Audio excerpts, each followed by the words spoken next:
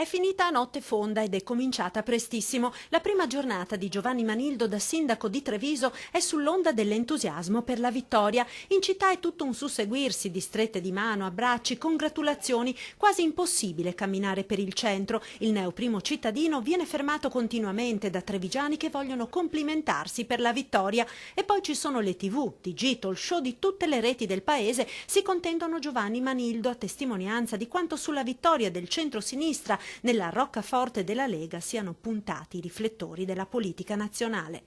La stanchezza è tantissima, però già oggi ho incominciato a pensare ai prossimi passi dell'amministrazione, quindi sono andato dal direttore generale, sono andato in prefettura e incominciamo a fare passi concreti per l'amministrazione della città.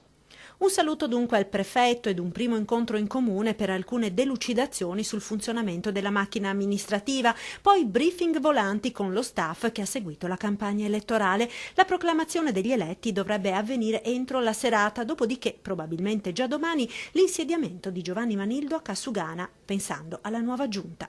È come il calciomercato, quindi è giusto che ci siano un sacco di ipotesi sul Toto Giunta, ma siamo molto sereni e a brevissimo daremo la giunta completa tutta insieme. E dopo la giunta c'è un secondo fondamentale appuntamento per Manildo e la sua squadra. Incominciare a mettere le mani sul bilancio perché abbiamo una scadenza molto ravvicinata, quindi una piena comprensione dei conti è necessaria per essere concreti e poi cominceremo ad attuare il nostro programma, abbiamo detto, dallo stile diverso di amministrazione a una gestione diversa del territorio, ma tutti questi passi saranno successivi alla formazione della giunta. Il pranzo del neo sindaco è un veloce spuntino al bar, poi la mazzetta dei giornali ancora intatta sotto braccio, non è ancora riuscito a leggerli, Manildo si affretta verso casa in sella, come sempre all'inseparabile Vespa bianca. Dopo le emozioni ed il vortice delle ultime ore serve un momento di pausa. La giornata del nuovo sindaco di Treviso è ancora lunga.